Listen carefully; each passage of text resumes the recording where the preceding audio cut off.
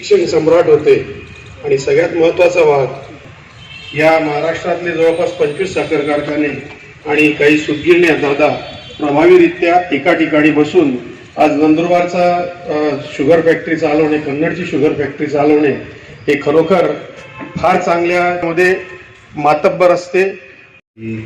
अल्पसंख्याक म्हणजे श्वासोश्वास वाढणं, छातीमध्ये धडधड होणं असं मला झालं आणि माझा विश्वास बसत नव्हता.